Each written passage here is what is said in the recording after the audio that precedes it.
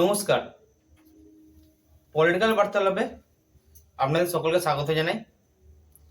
তো ভোট হলো, তার এক্সিট পোলও বেরোলো, আজ তার রেজাল্টও বেরোলো।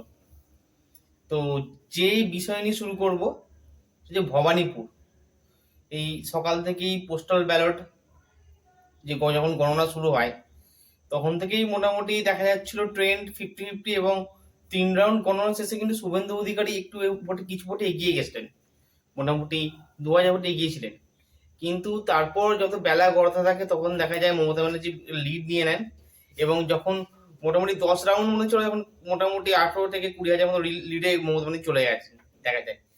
কিন্তু যত বেলা গড়াতে থাকে, আরো যখন আস্তে আস্তে বিকাল হয়, তখন যত রাউন্ড বাড়ে তখন আস্তে আস্তে মার্জিন কমে, এবং দেখতে পাই 16 রাউন্ড যখন গণনা হয় তখন কিন্তু আবার শুভেন্দু অধিকারী লিডে পৌঁছায়। এবং সর্বশেষ যে আমরা খবর পাচ্ছি, শুভেন্দু অধিকারী ভবানীপুর কেন্দ্র থেকে জয়ী হয়েছেন, এবং তিনি জয়ী হয়েছেন মোটামুটি 15,105 ভোটে। এটা নির্বাচন কমিশনের রিপোর্ট, যেটা দেখতে পাচ্ছি।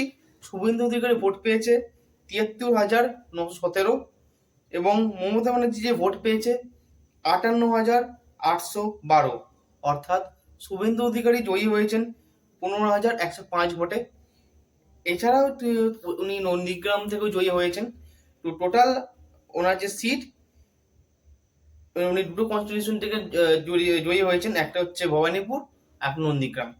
এছাড়াও টোটাল বিজেপি এখনো পর্যন্ত যা দেখতে পাচ্ছি 206টা, তৃণমূল 81টা, কংগ্রেস 2টো, আম জনতা উন্নয়ন পার্টি 2টো, সিপিআইএম 1টা, এবং আইএসএফ 1টা।